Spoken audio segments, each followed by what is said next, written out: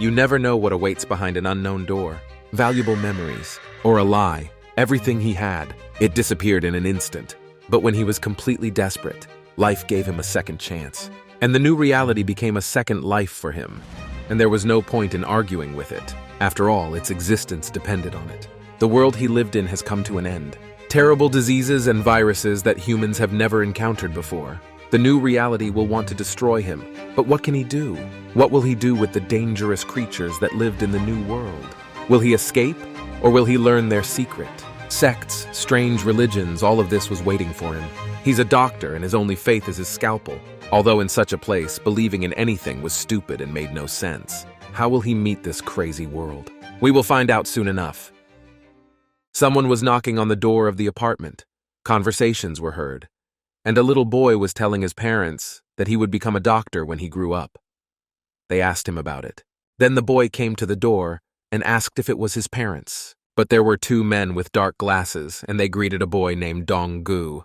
They showed their IDs and said that they worked with his parents and that they had disappeared during the last investigation, and they were never found. The men said that, unfortunately, Dong-gu had no other relatives, so he would be taken to an orphanage within a few days. They went on to say that when the boy turned 18, he would receive $5 million, but for now the money would be kept in a bank. Then they handed the documents to the boy, who took them with trembling hands. The men said that if Dong-gu had no questions, he had to sign. The boy did so without even reading what was there. He did not understand what was happening at all. Suddenly, drops of tears began to fall on the documents. After that, Dong-gu returned the documents, and the man said that in a couple of days a car would pick him up to take him to the orphanage. Then the men came out and once again expressed their condolences. Dong-gu remained silent all this time. Then the boy closed the door behind them, and he started crying a lot, tears flowing from his eyes. Suddenly, someone reached out to him. After that, Dong-gu hugged this healthy, muscular man. He also cried and stroked Dong-gu's hair. The boy said to promise him that in the future he would keep his word, and he will become a doctor. Suddenly, Dong-gu woke up abruptly and screamed. He seemed to be having a nightmare. He was panting loudly as if after hard physical work. Then he suddenly grabbed his head because it hurt. He reached for the bedside table next to his bed and turned everything over in his sleep. Dong-gu reached for the medicine. Some paper was slowly falling to the floor. She had brain scans. It looked like a doctor's certificate. The conclusion was malignant tumor of the brainstem. Dong-gu rubbed his eyes and face to wake up. Then he thought about his parents, and tears flowed from his eyes. Then he took the cigarettes that were on the same nightstand and mentally apologized to his parents. Dong-gu got out of bed. I looked for cigarettes, but the pack was empty. Then he squeezed her, and I went out on the balcony. The view was of the ocean, solid water. Dong-gu was on a volcanic belt in the Indian Ocean. He was 21 now, but when he was 10, his parents disappeared during a research trip. The boy had no other relatives, so he lived in an orphanage until he was 18, after which he received $5 million. I decided to enter the Eastern Medical University. The sum of $5 million meant nothing to the rich. But for Dong-gu, a boy without parents, this was enough to live a long life without difficulties with money, and he studied so hard to get into university.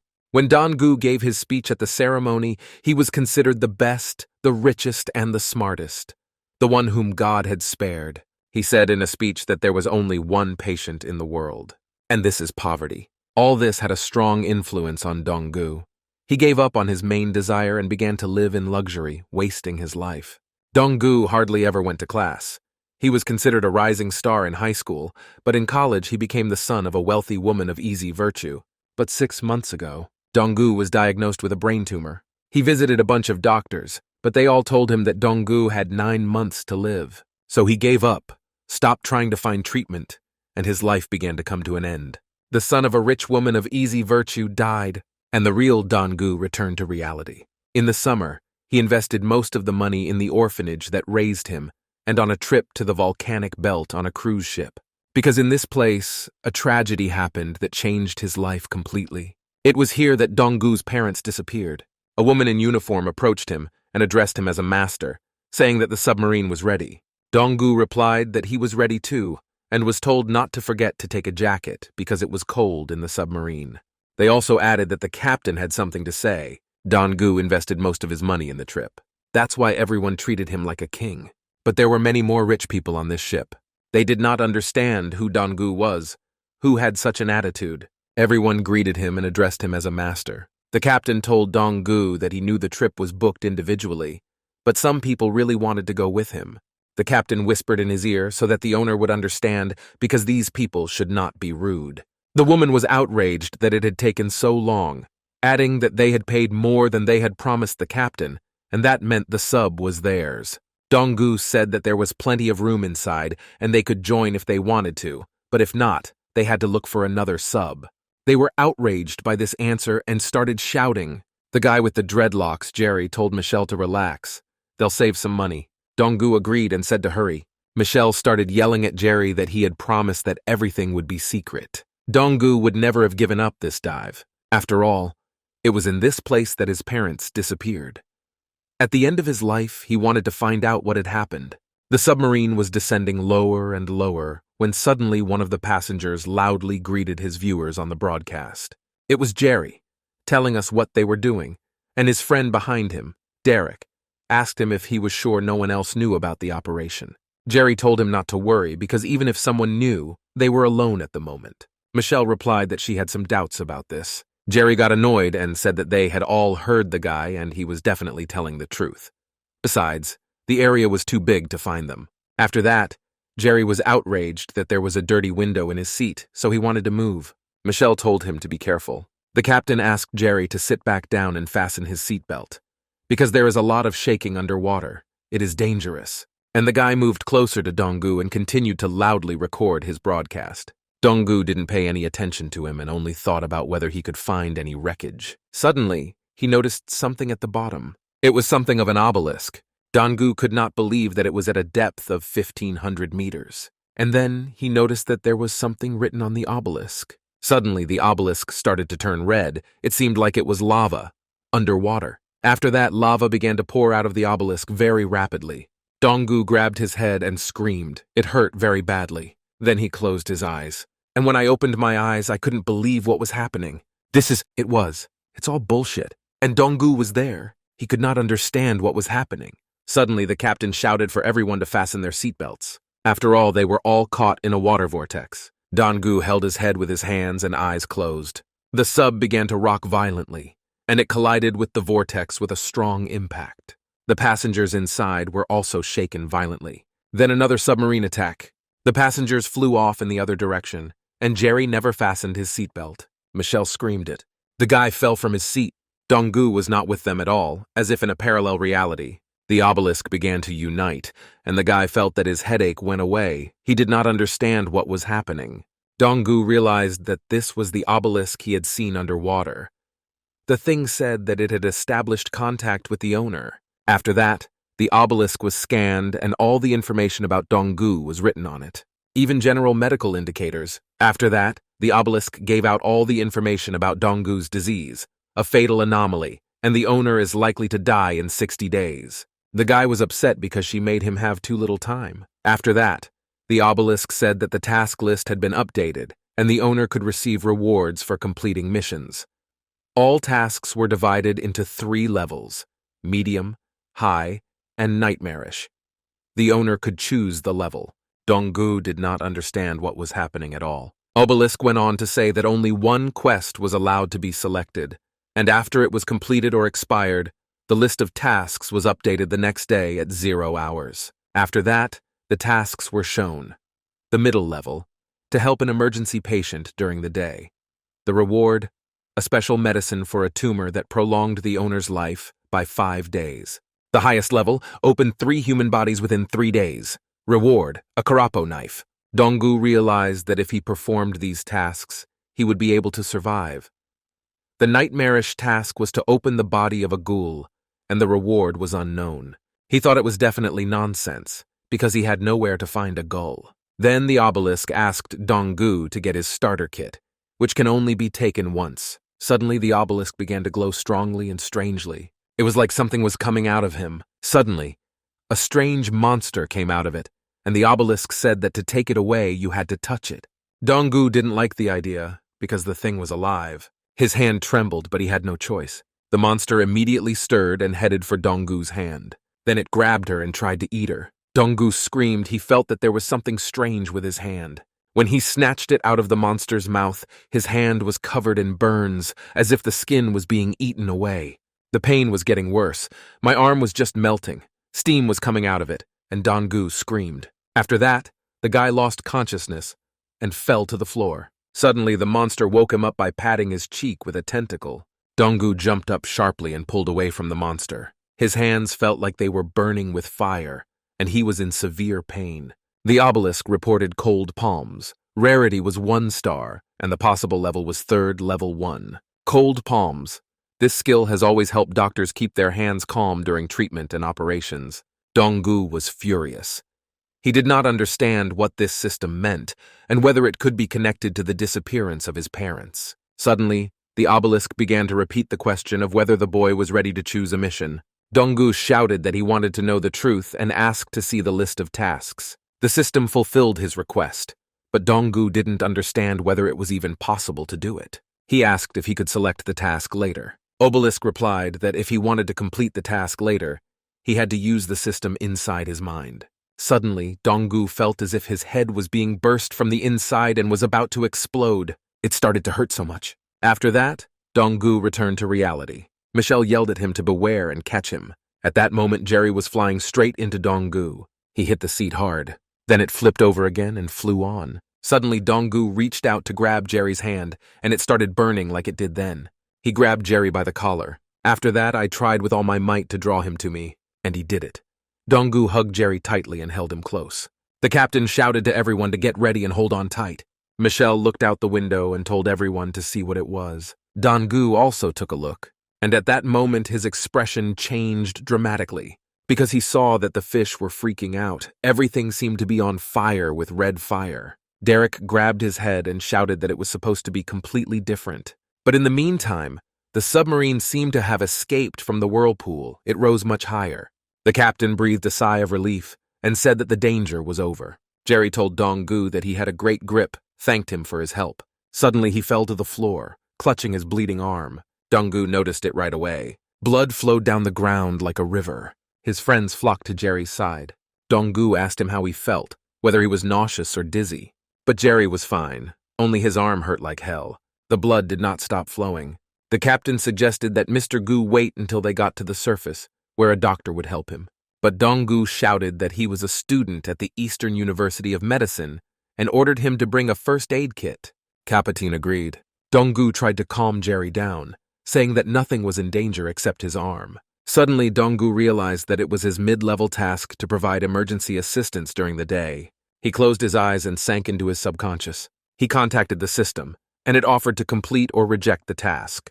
Donggu accepted him. Meanwhile, the captain brought a first aid kit. Jerry said he started to feel a little dizzy. Donggu asked him not to get lost and ordered him to say something to distract himself. Jerry began to tell us about himself, that he was a TV host of a TV channel about the supernatural, and his favorite food was fruit pancakes. Donggu praised him and asked him to slowly raise his injured arm, and Jerry continued to talk about what he had loved since eating. Suddenly, his friends started screaming in shock. Jerry looked at his hand and asked if it was that bad.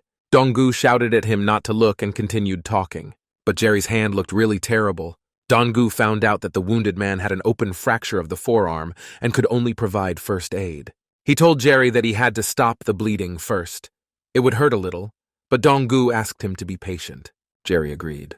Then Donggu abruptly opened the first aid kit. He put a tourniquet over the wound. Donggu had already noticed his cold-blooded hands, which had the experience of an experienced surgeon. Everything was on fire in the guy's hands. He did his job so quickly and skillfully. Donggu was shocked by his new skills. Michelle and Derek were surprised that the boy could do it so quickly. Donggu finished and told me to loosen the belt for 2 minutes every 40 minutes and to call him if something went wrong. Jerry thanked his brother, as he called him. And then he stood up and asked why Donggu didn't fix his arm straight. He explained that the open fracture could easily lead to re-injury, and to avoid it, the arm should be kept bent. Michelle stared at Donggu in silence. Suddenly, Jerry yelled out where his phone was. After that, Donggu heard a crack, and then I picked up Jerry's phone from the floor. It was all beaten up.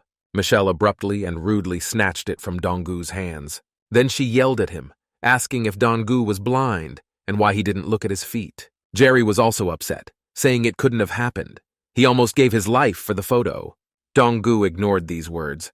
Meanwhile, the submarine was sinking lower and lower. It was quiet inside. Suddenly, Derek shouted and ordered everyone to look up. They were almost at the surface. The submarine really became lighter inside, and we could already see the light. Meanwhile, 15 minutes had passed. A doctor came up to Donggu, shook his hand, and thanked him for the good help he had received. Derek also came up to the host and thanked him, saying that they should definitely get together in China. Jerry added that they will definitely write when they are in China.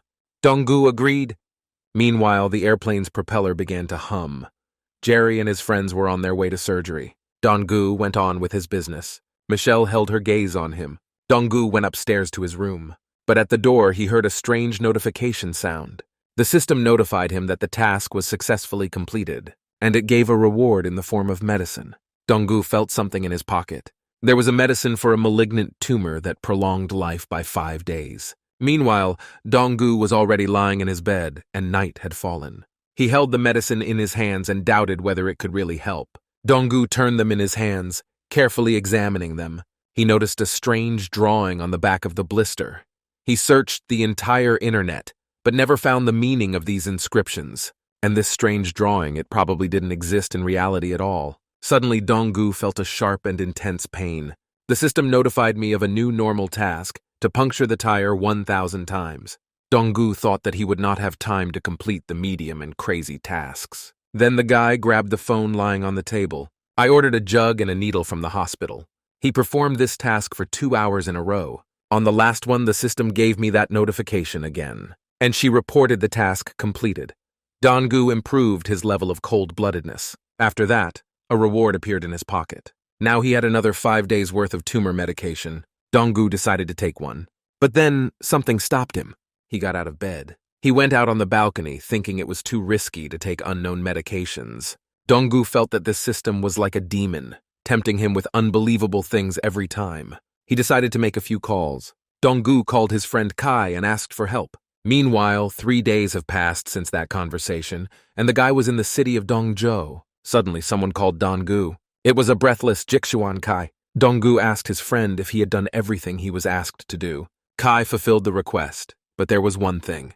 Donggu put his hand on his friend's shoulder and asked why he was so tense. Kai started screaming, squeezed Donggu's hand, and asked if he really wanted to end his life like that.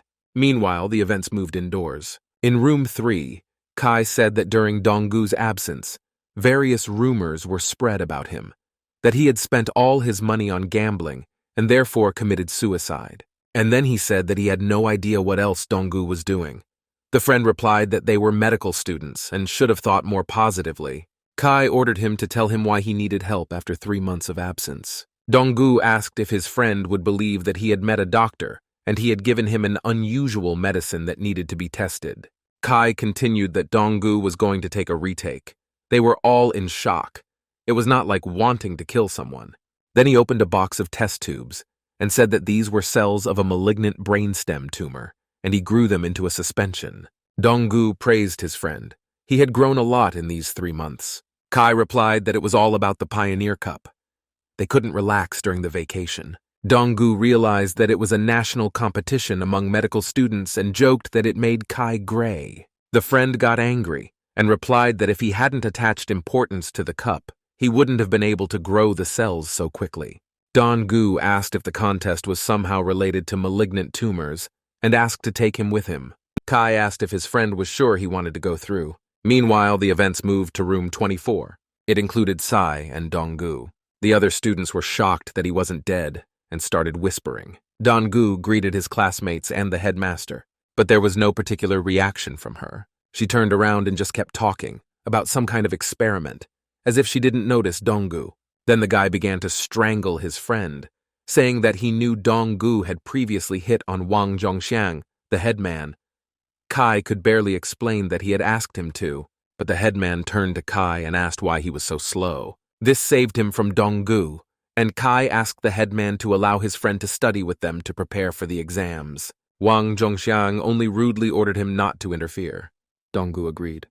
Kai told his friend not to pay attention because everything was already in the past. Then Donggu put on his mask and agreed. So the students started studying. Donggu was watching from afar, Suddenly, one of the students shouted to the headmaster that the rat's stomach was swollen like a frog's and they could collect fluid. Tsai was happy, saying that this time they could count on a successful story.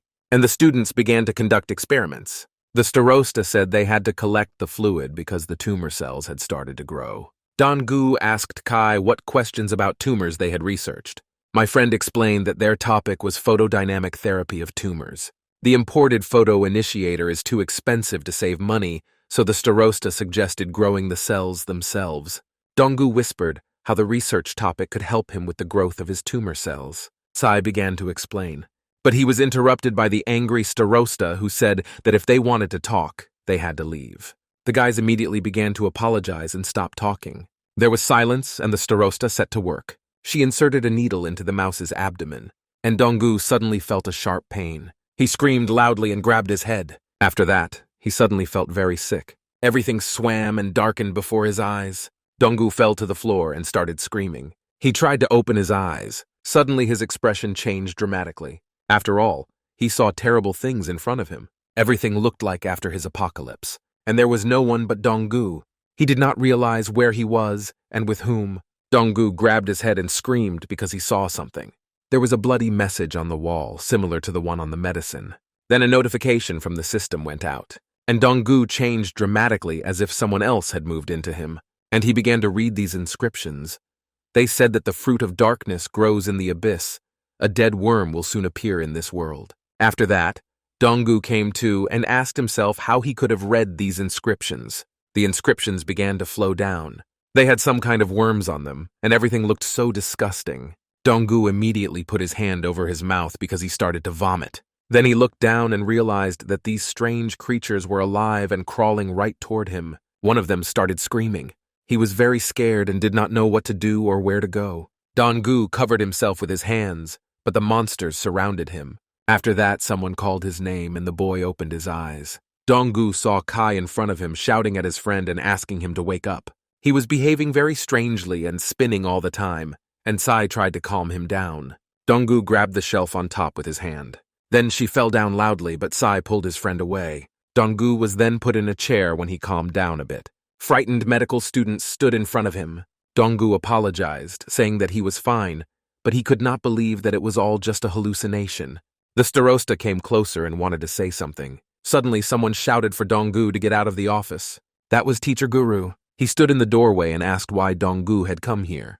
The student replied that he had come to prepare for the exam. The teacher stepped into the room. Then he said that their research would not help Dong-gu in the exam. Then the guy apologized, turned around, and left. The teacher looked at him and said that Dong-gu seemed like a talented student.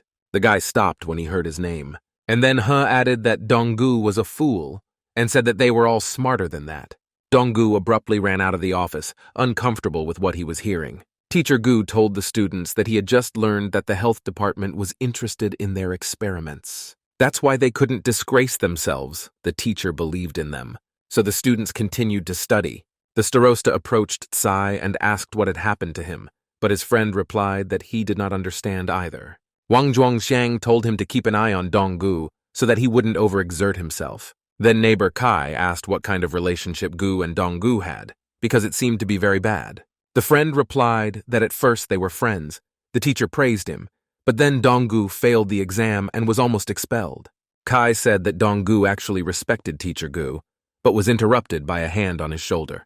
It was a teacher and he asked me to talk less and concentrate on the task. Meanwhile, the events moved to room 3. It was night, and Dong-gu was sitting at his desk. He studied and conducted experiments with rats. His movements were so precise as if he had been doing this all his life. Finally, Dong-gu finished everything, and all that was left was to wait for all the groups of rats to form tumors. Meanwhile, morning came. Tsai entered room 707. He said hello to Dong-gu, but then he fell silent when he saw that his friend had fallen asleep on the table above the books. Kai tried not to wake his friend. I picked up the book and thought how diligent Dong-gu was. He then said that he hoped he would pass the exam this time. 2 years ago, Kai was sitting at his desk and was insulted by other students that he had to return to his village. He was told that he was a talentless person and that medicine requires talent, and that in their group, Kai was at the bottom, adding that Teacher Hu would not tolerate him for long. Then they got personal and said that Tsai was ugly with wrinkles and gray hair at such a young age. At that moment, Dong-gu came in and heard how Kai was being mocked. They said they had to meet with Major Gu. He went into the office. Then he approached Kai, called him brother, and offered him a drink. His friends greeted Dong-gu, but he came back and said that the party was canceled, ordering them to find another idiot to pay for them. The two assholes were shocked that they were finally put in their place. Dong-gu quietly asked his new friend his name. It turned out that they were roommates. Dong-gu apologized, saying that he had not been in the dormitory since the day he entered. Kai recalled this situation and left the room proud of his friend. Meanwhile, the events moved to room 3. Dong-gu continued to study there. He got the rats, and it turned out that tumors appeared in all groups, so he had to check the effect of the mysterious drugs. Last Sunday, he completed 3 tasks and received 5 packages of medicines. Judging by the description, 1 pill prolonged life by 1 day. Dong-gu poured the pill onto the paper with the scales to calculate the dose per weight of the rat. Ideally, 1 tablet per week should be enough for 3 rats, so he took a dose and injected it into the patient. Then he released all the subjects. Group A consisted of 3 rats that had tumors, but received a dose of the drug. Group B consisted of 2 rats that had tumors but did not receive treatment. After that, Dong-gu took the drug and decided that if it was a gift from the devil, he was ready to sell his soul. Then he wrote down all the results in an experiment report. No differences were observed between the groups. On the 4th day, the rats in Group B, which did not take the medication, began to feel worse. The rats in Group A did not show any deterioration. He wrote it all down in his report. Suddenly, Dong-gu's expression changed dramatically. After all, on the 7th day of the experiment, the rats in Group B began to experience increased pain as the tumor grew, which reduced their activity. In Group A, the tumors did not grow and the activity was the same. The mysterious medicine was effective. At least it was obvious that it stopped the growth of the tumor. Then Dong-gu reached into his pocket. He got the medicine and decided that he had to be careful and ready for anything. He needed a suitable place and time to take the medicine. He opened his notebook. Then he thought about something, and then he wrote a will. Meanwhile, a new day dawned at the hospital of the Eastern University. There was chaos there from the very morning. Dong-gu was sitting in the hallway while everyone was screaming and rushing. Doctors ran by the guy with a patient on a couch, and he took out the pills. Then he took one, and he swallowed it. And then he looked up and turned to his parents. The events moved to room 707, and Kai called out to Dong-gu from outside to open the door, but no one responded. So my friend was outraged that when he had a bunch of stuff in his hands, Dong-gu wasn't in the dorm. It was completely empty inside. Suddenly, Dong-gu appeared behind Kai, as if out of nowhere, and asked if they had any food. He was so scared that he fell to the ground and started screaming. Kai dropped all his belongings on the floor. After a while, the friends were eating, and Kai made a delicious soup. But Dong-gu joked that the liver was so hard that it looked like the pig had cirrhosis. Tsai replied that the junior high school students from the anatomy department had some left over, and it was a pity to throw it away, so he took it. Dong-gu said that his friend was really frugal. Tsai replied that his friend had received a parcel from abroad, and it had been at the post office for a couple of days. Dong-gu did not understand what and who could send him, especially from abroad. But when I read where the package came from, I was shocked. After all, she came from the Maldives. Dong-gu thought it was his new friends, because he heard the doctor on deck say that he would take Jerry to the Maldives. Dong-gu tried to contact Jerry many times, but never received a response, and his phone, which had the recording, was broken. A mysterious force associated with the anomaly of the Longkang volcano belt. It may have had something to do with the disappearance of her parents. The conversation between those people confirmed that something had happened there. Meanwhile, Dong-gu had already unpacked the parcel and saw something he hadn't expected. Jerry's phone was there. He immediately grabbed it and tried to turn it on, but the screen was cracked. The phone had not been repaired, and it did not even turn on. Dong-gu thought that maybe they had lost the phone and the person who found it couldn't bring it back. But the main thing is that the phone hasn't been turned on or watched, so Dong-gu will try to repair it. He then asked Kai if he had a small screwdriver to take the phone apart. I didn't have a friend, but there was a tool shop near the university, so Dong-gu went there. He came out of the store with his purchases and was looking at his phone. On his phone, he read about diagnosing and repairing mobile devices. Suddenly, Dong-gu stopped. He felt that someone was following him, so he turned around. And I saw a man standing behind me, standing by the wall. He saw that Dong-gu had noticed him, so he turned to the wall. Dong-gu thought that maybe he was imagining things, but the stranger had such a familiar face. Meanwhile, evening came and Dong-gu was taking apart Jerry's phone. He did everything in his power, so now all hope is in God. Suddenly the phone turned on, but there was a password. Suddenly Dong-gu remembered that the sender's name was 233333. He tried to enter these numbers on his phone, and he succeeded. The phone was unlocked. Dong-gu immediately entered the gallery. He had to find the last video before the phone broke. Here it was. Dong-gu wore headphones so that no one could hear him. Jerry started as usual, telling us where they were. And then it started. The captain's voice, shouting for everyone to fasten their seatbelts. That's when the strange things started. Then Jerry showed the view from the window. Dong-gu was shocked. He could not believe how this was possible. In the video, he saw a sunken ship. Perhaps it was some kind of mistake or editing. But Dong-gu recognized the ship. It was definitely him, Seabird, which disappeared with his parents. Dong-gu did not understand what kind of force it was that made the long sinking ship move along the bottom.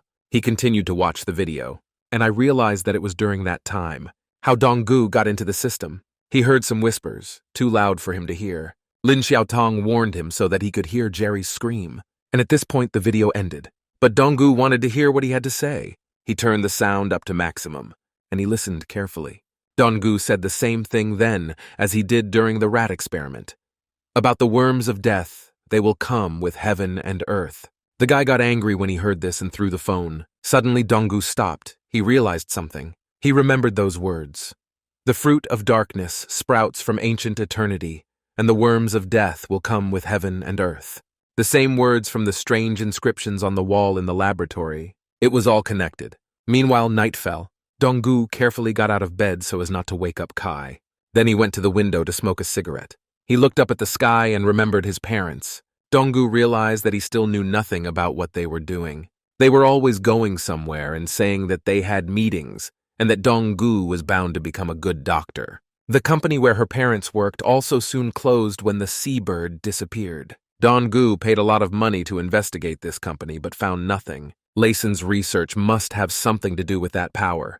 It couldn't just close down. Suddenly Dong-gu's expression changed dramatically. After all, he saw the same man from below. This man was at the hardware store in the morning. It was now obvious to Dong-gu that he was following him. Perhaps he was here to take Jerry's phone. Is it possible that this is because Dong-gu was on the Longkang case? He picked up Jerry's phone. The new friend then told Dong-gu that someone had advised him to go on a reconnaissance mission to Longkang, so they had to be part of a circle of outsiders who knew little about the secret forces. And since Dong-gu and Layson's parents are in the know, he needs a break to learn about all the events to get closer to the truth.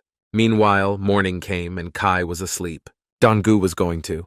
He put on a robe. Then he went to Tsai's bedside. He woke his friend up with a snap of his fingers. Kai stood up abruptly and looked at the time, saying it was only 7:30. Dong-gu asked his friend how much longer he was going to sleep. He added that they are medical students of the future who will always be responsible for healing people. The events moved to the building. The guys were discussing how the exam was going and whether there was still an opportunity to come and observe. Dong-gu told Kai not to worry because everything was almost ready. Suddenly the guys noticed something and stopped. The starosta passed in front of them, carrying some experiments. Dong-gu offered to help. She didn't seem to mind. Kai also joined in, offering to move all the heavy lifting from Dong-gu, and the starosta agreed. She ordered me to take the boxes to mark them and transfer them to the experimental platform. Dong-gu walked over to the shelf he had thrown last time. He thought that he might have met someone that day, and that caused the hallucinations. The headman asked Dong-gu what he was doing, and then I asked him if he played RPGs and whether he needed them, simple NPCs, to give him a hint. Dong-gu apologized, saying that he was just experimenting with rats. Suddenly someone came in and called Ruo Xiang. The other medical students came in and were surprised that Tsai was early. They said hello to everyone. Dong-gu charmed them with his beauty and said that they would help them today. Their friend was very happy about this fact. So the students started working and studying. Everyone was doing their own thing. Suddenly the headman heard Dong-gu and Kai talking. It turned out that the labels of the group of rats were repeated, and Dong-gu suggested changing them. The starosta watched the wonderful friendship between the two different boys. Suddenly, all the students were called out loudly. Teacher Gu came in and started telling us about the news from the doorway. Dong-gu started stumbling and said that the teacher had come early. Gu ordered the work to be stopped, and he listened to him. He said that the country was looking for new talent, and they needed to find a group of doctors. There was an announcement to sign up. Donggu thought it was very strange that the country needed help immediately. Something unusual must have happened that was not known to the public. It could have been about the strange logcan group. Perhaps this was his chance to enter this strange circle. The teacher continued to talk about the participation and the competition, but Donggu interrupted him. He said he wanted to participate. Asked what project Donggu wanted to participate in. And he joked that he would like a competition to see who could best demonstrate medical negligence. Some of the students started laughing. Donggu replied that he was serious and asked to be given a chance. Friends began to stand up for their friend, and even the starosta changed her mind. She said that Donggu has been working hard lately. No one expected such praise from Wang Zhuxiang. Teacher Gu said that the students guessed correctly that the professors might have chosen students who showed promise. And then he told Donggu that he would give him a chance, that if the student was qualified enough, he would take him on. And he told the others to hurry up and go to the office building to practice, because everyone would take part. Teacher He told Donggu that he wanted to see how the student worked with a knife. The guy thanked the professor. Donggu thought that everyone should study anatomy. It was a really unusual competition. It seems that the country needs doctors immediately. He looked at his light-handedness in the system. He needed 500 points to reach the next level, so he had to hurry up and practice to get better. Previously, Donggu performed simple tasks. Now he had the opportunity to study anatomy. The deformed human remains that were in the difficult task would not be so easy to pass. Teacher Gu called out to the student, but Donggu was deep in thought. Then the professor started shouting and the guy came too. Teacher Gu shouted at Donggu, asking him what he was thinking about. And then he asked everyone to come to the morgue with 4 of them. Donggu realized that this was his chance to examine the deformed body and agreed. The events moved to the morgue. 4 guys stood in a stupor. After all, everything looked very strange. A transport port for cargo transportation, clothing for chemical protection. Something very strange and suspicious was happening. It was raining heavily. The white boxes looked like they were for home storage. 80% of those wearing chemical protection were brought in dead. The friend agreed, saying that Mr. Gu had said that the school had special resources for those who were studying, and they must have come to send new resources. Tsai said that now they had to choose teachers who had previously made the plan and came from the disaster site. Donggu said that since they had a choice, they had to choose the deformed body first. The student agreed, saying that he should choose one without flaws, but that he would get more points for deformation. Donggu said it depended on their luck. My friend asked where he was looking, and Donggu noticed a bunch of assholes walking in suits. He thought that these people transporting the bodies looked like soldiers, and it was a school that provided special resources for those who studied. This is a country that was in immediate need of medical talent. Suddenly, Donggu stopped because he noticed something strange. He locked eyes with one of the doctors, and his face was horrified. Donggu got scared, and the suit-clad doctor accelerated his movement. Then a friend called Donggu, saying that they were in a hurry. He turned to look at the strange man. Donggu did not understand anything, but it was strange. So the students came to the classroom, brought a certificate, and said that Teacher Kui and Gu had asked them to take the leftovers. But the man on the phone told them to come in themselves, because there was a new delivery today, and all the leftovers could be used. So the students went downstairs. Kai noticed those white boxes. It was the same new delivery. Some of them were more determined and went in search first. Kai also urged everyone to be bolder. The 2 of them took one of the heavy boxes, and on the count of 3, they opened its contents. But what they saw there shocked the students. Every single one of them could not believe what they were seeing. After all, it was a deformed body. One of the students said that they were probably lucky, because it was most likely a congenital disability. Kai asked Donggu if he thought the corpse was okay. He felt that something was wrong. Suddenly, Donggu stood up and told Kai to help him. He headed for a particular box. Then I went up to one and tried to open it. Kai approached him, and Donggu asked him to help open the box. And together they managed to open the lid. When they looked in, they were shocked again. Kai shouted out that it was the same deformity, but it's a different part of the limb. The students could not believe what they were seeing. Perhaps it was just a coincidence. Donggu suggested that Kai open another box, and his friend agreed. Later, his left leg was deformed. It was a child, and these people may have been victims of atomic radiation. Donggu then told them to open all the boxes. They all had different deformities. My right hand is somewhere. Somewhere in the left hand. My right leg is somewhere. My left leg is somewhere. Donggu had some words running through his head, and he was concentrating on something. Suddenly, he remembered something. He had seen this in his life before. These are the same ends of the corpses he saw in the laboratory phantom. All of Dong-gu's excited friends came running to him. The guy felt the same way as he did the last time he had the illusion. Dong-gu opened his eyes, and again I saw the same illusion.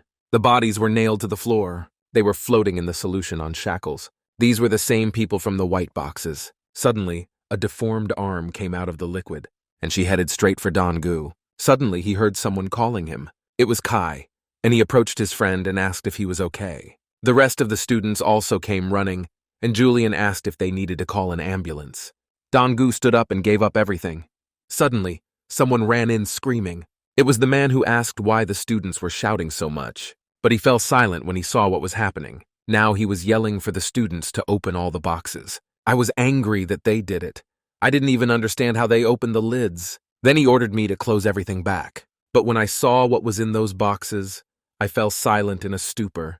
Harvey told Teacher Kui that all of these new corpses had similar physical deformities. He was in a stupor, but then explained that these corpses were specially for their competition. Dong-gu apologized, saying that they would clean up their act. Parents are missing. Lucan is a freak, mysterious competitions, a strange illusion. There had to be some connection behind all this medical competition. Meanwhile, the events moved to the Donged Anatomical Laboratory building, to the office room. The students told Teacher Hu that the remains were too strange, and the professor agreed with them, but then he added that it was precisely because of its unusual nature that it was a good opportunity for students.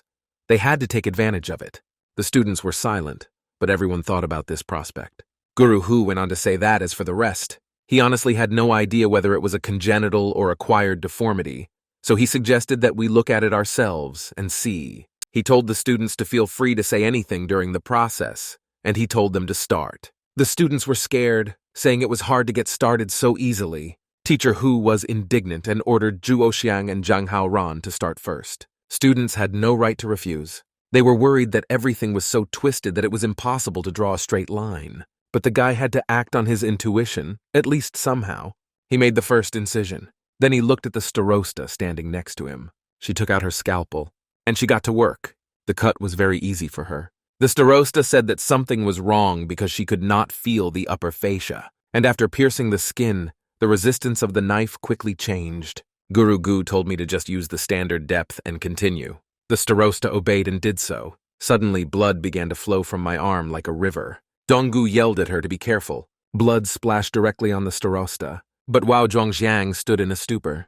Then Dong-gu grabbed the headman by the shoulder and took him back. The blood fell to the floor without hitting her. Dong-gu caught the starosta in his arms, asking if she was okay. Teacher Guru told me not to be afraid like amateurs. Dong-gu apologized and immediately released the headman. The teacher bent down to see what had caused this reaction. He said it was probably a subcutaneous cyst. Then he ordered me to continue. Dong-gu thought that, moreover, the body was given by the state, so it could not be dangerous. So the starosta continued. The students began to dissect the experiment further, and they eventually skinned me. The starosta reported that the skin on the back of his hand was removed. Teacher Gu replied that she could do it well. Regardless of whether there was superficial fascia or not, all students should remain calm. Then the teacher pointed to Dong-gu and told him to continue. The starosta handed him a scalpel. The guy was not confused. Then he closed his eyes, and he called the system to accept the task. The countdown to 72 hours began. Dong-gu pulled on his mask. Then he took the tool, and he got to work. He said that the starosta did not feel the superficial facade when she cut. Not because it was not there, but because of the deformation of the twisted arm inside. She suddenly pulled Dong-gu away and told me to let her see. She asked if when she cut because the fascia was twisted, it became denser and therefore more difficult to open. Suddenly, the students met each other's eyes too closely. Then they abruptly turned away ashamed. The teacher came up to them and said that this theory made sense. Then he told Dong-gu to prove that his words were true. The guy immediately started working.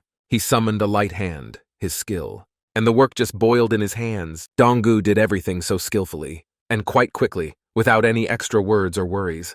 Behind him, his friends supported Dong-gu, who was very skillful with his hands. Teacher Gu was pleasantly shocked that the boy faced such a monstrosity without fear. Another student also thought that Dong-gu must have been good with the scalpel. Then the guy screamed that the twisted superficial fascia was sealed. Then Dong-gu told Teacher Gu that there was a lot of effusion in the fascia, and he thought it could be a subcutaneous cyst. The teacher asked what else was going on. Dong-gu continued that the veins and blood vessels were supposed to remain in their original position, but they were twisted, as was the fascia, but the rest of the tissue seemed to be twisted with effort. Then he shouted that he could prove it, and he went back to work. Dong-gu was very focused on his work. He did everything so clearly and filigree. After painstaking work, Dong-gu said that the network of veins on the back of the hand was successfully cut. Kai approached the Durga and told him that he was in too much of a hurry. But an hour passed, and the opening was only 1% complete. Then teacher Gu said to discuss it and asked the boy's opinion. Dong-gu said that the veins and fascia of birth defects were supposed to follow a deformed structure in order to grow, but the corpse was clearly not. But the guy stopped and corrected himself, saying that it was definitely caused by some other reason. It was not congenital. Then teacher Gu laughed, saying that he was Dong-gu who had passed everything and was allowed to participate. He pointed his finger at him and told him to make more efforts to keep his talent alive. After that, the teacher said to take a break, and then everyone would be able to talk about the deformation of the body.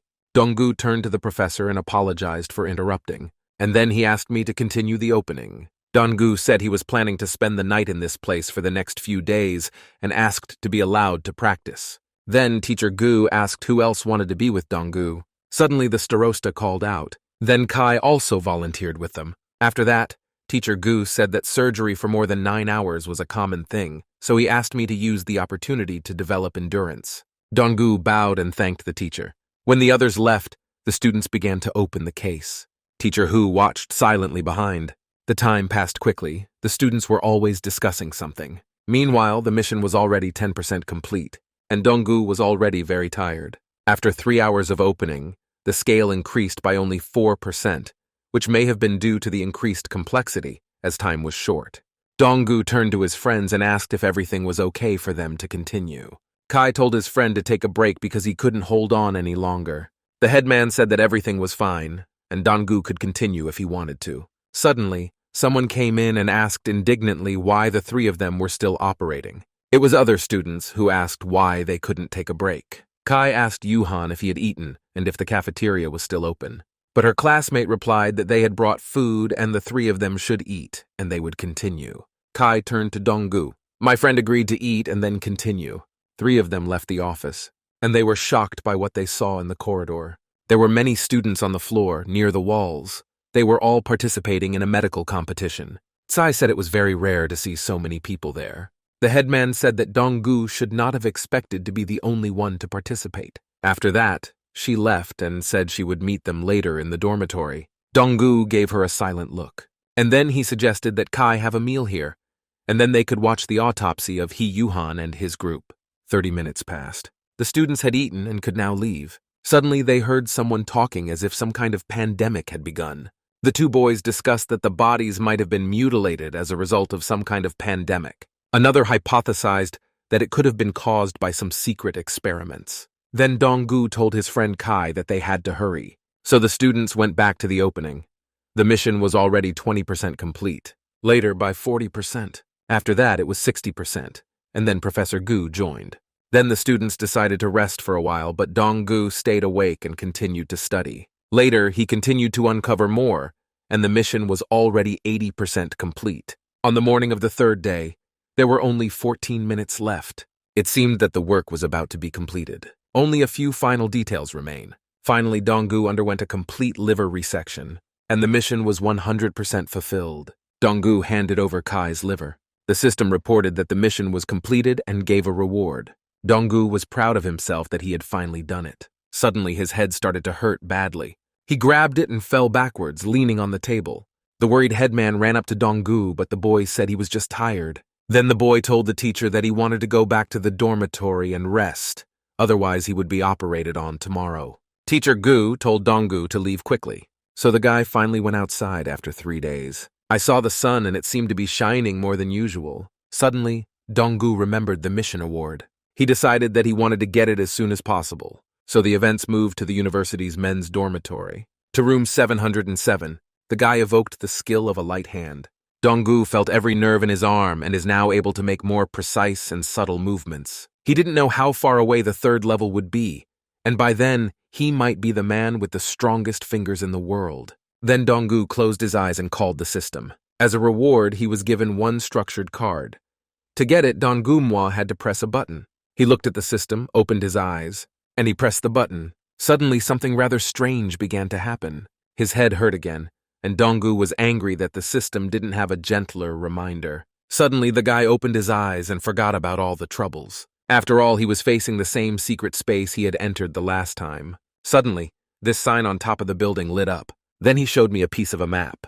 Donggu thought that this holographic image was not material. Then he reached out to it with his hand. He tried to touch it with his finger, and the map moved closer to Donggu. It seemed that the guy could control the image with gestures, so Donggu tried to twist it. I noticed that it depicted a lamellar bone. It was probably the thorax of some kind of primate, but known primates did not have such shell-like lamellar bones. Perhaps it was an alien. But then Donggu noticed that there were many repeating symbols in the images. He realized that one of the names meant chest. The way different people think and express themselves and the human language is the same, so it was possible to solve it.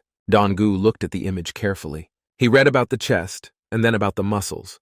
Then I found the words fascia. But then he stopped talking and watched carefully, thinking about something. And then he said that, after all, he didn't know the language, so it was hard to guess. There was no point in guessing words. Suddenly, Donggu stopped talking because he saw a large section of text that was supposed to be included in the map.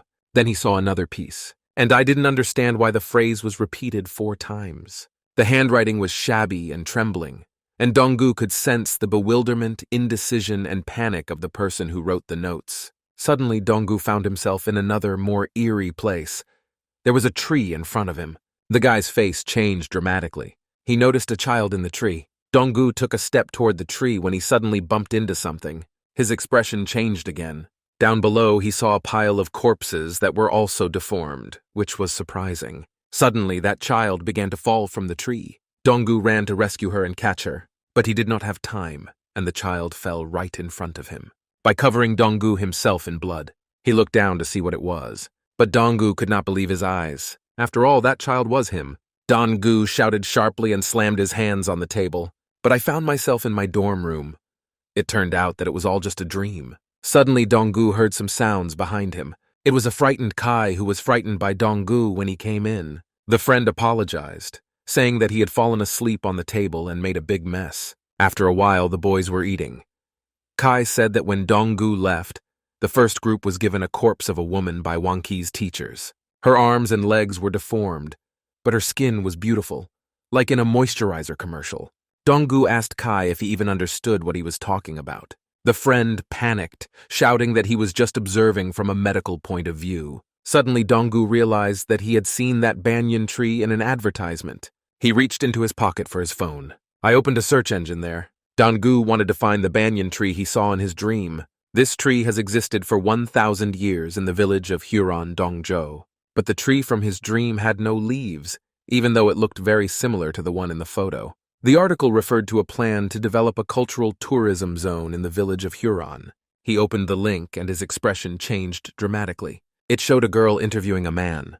Donggu could not believe his eyes. After all, this man was the same corpse he had been operating on for the last 3 days. Donggu realized that there could be no mistake and that it was definitely the right corpse. Only this morning, he removed his left eye.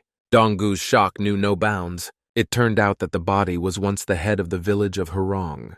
Perhaps the village itself was the source of the deformation and the cause. Regardless of the source, there had to be an epidemic outbreak in the village, and all the bodies that arrived had to be villagers. Donggu decided that it was too dangerous to go there. He needed another way. He found the village's contact information. At this point, Kai called Donggu, saying that Teacher Gu had written about an important message that he would deliver in the evening.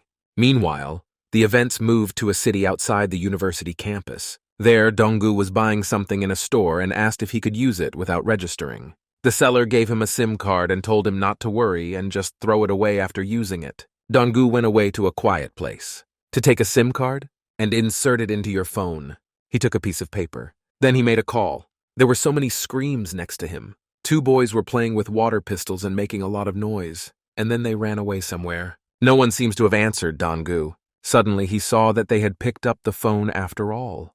There were some strange hissing sounds coming from the phone, and at that moment, a man was loudly advertising his leather bags.